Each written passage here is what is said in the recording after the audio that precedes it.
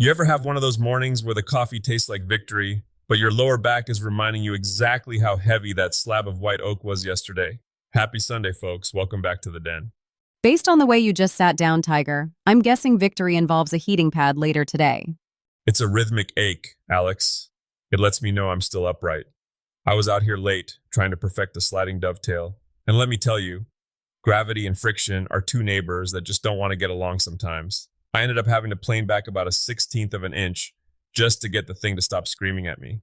At least the wood was the only thing screaming. Usually, it's the neighbors complaining about the table saw at 11 p.m. Speaking of things that work better than your stubborn dovetails, we've got some serious gear to talk about today. You saw the news on that new Fronius rig? Oh, the iWave 500i. Man, that thing is a piece of art wrapped in an industrial shell. It's a multi-process beast. Usually switching from TIG to MIG is like trying to change your clothes in a telephone booth while someone's throwing rocks at you. You've got leads everywhere, 3 different gas tanks, and you're tripping over cables. This Fronius setup lets you swap functions with a button press. It's the kind of efficiency that makes a small shop feel like a factory. I remember back in my early days, I had this old transformer welder that hummed so loud it'd vibrate the fillings right out of your teeth. Switching processes meant 20 minutes of wrenching and a lot of creative swearing. Well, creative swearing is your specialty. But look at the scale of this. It's not just small shops. Saginaw Control is dropping a 250,000 square foot facility in Michigan. Oxbow is opening a high-tech site in New York. We're talking robotic welding and laser fabrication on a scale that makes your garage look like a birdhouse. It's the big shake. Everything is scaling up. When you see 230,000 square feet of floor space dedicated to powder finishing and robotics, you realize the bar for precision isn't just a steady hand anymore, it's an algorithm.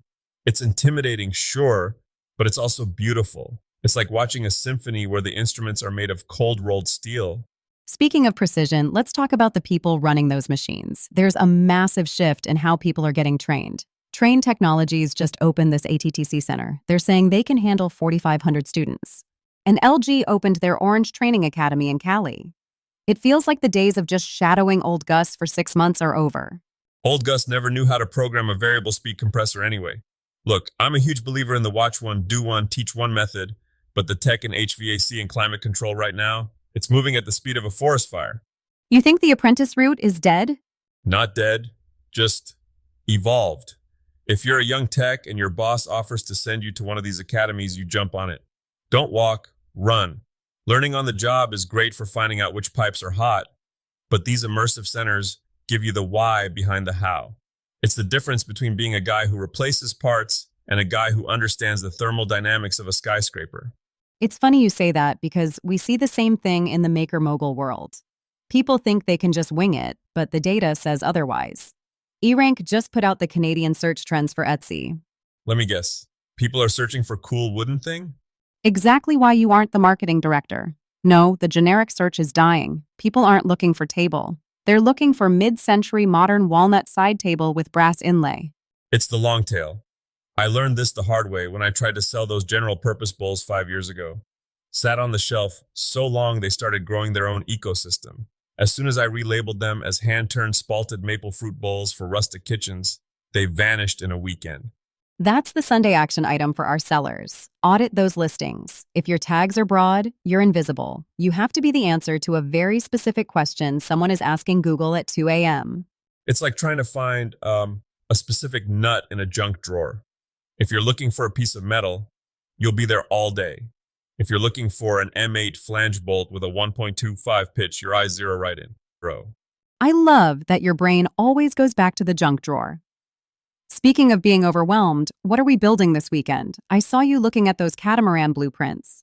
Please tell me you aren't planning to turn the driveway into a shipyard. My wife would have my head on a pike. But man, that catamaran guide, it's a masterclass.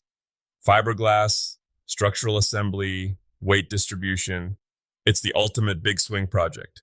But for the rest of us mortals who don't have a dry dock, I've been obsessed with these Japanese-inspired shop upgrades. Like the tiny tool organizers? Exactly. Small stuff. Cleats that actually hold their weight, jigs that don't wobble, and ways to make a 10 by 10 space feel like a cathedral. My tip for the weekend? Before you even touch a tool, do the clean sweep. Here we go. Tiger's Zen of tidying. Don't knock it. Give me 10 minutes of clearing the clutter. Every time I skip it, I end up spending half my build time looking for the pencil that's literally tucked behind my ear.